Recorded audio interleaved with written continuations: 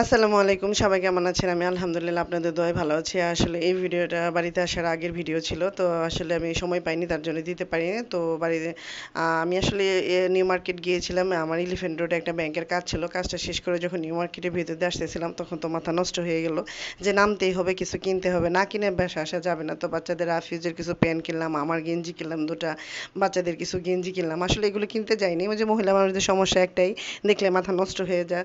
দেখলাম যে বালিশের কাভার আছে, অনেক কিছুই আছে বালিশের কাভার, তবু কিনে নিয়ে আসলাম।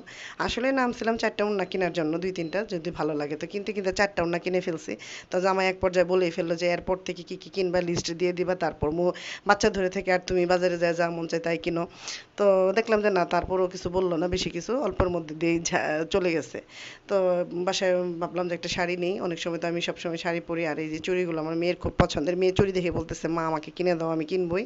একটা ট্রে কিনলাম, দেখা যায় যে একটা হাতুড়ি কিনলাম, ওই ছোট মানে বাচ্চাদের। আর ওই পাশে গেলাম, আসলে রাস্তার ও পাশে গেলাম যে আমরা গাড়িতে উঠে চলে যাব, তো কাঁচা বাজার ঢুকলাম ফুল দেখার জন্য। তো একটা বনসাই আর একটা ফুলদানি কিনে রওনা হয়ে গেলাম। তো জামাই বললো যে কি করলা, কি কাজে গেলা, কি করলা।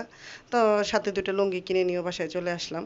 তো এটা বোধহয় মহিলা মানুষের সমস্যা, মার্কেটে গেলে মাথা আউল ফাউল হয়ে যায়। তো সবাই ভালো থাকবেন, সুস্থ থাকবেন, চ্যানেলটি সাবস্ক্রাইব করবেন, আর জামাইয়ের পুতুল বানায় আসা।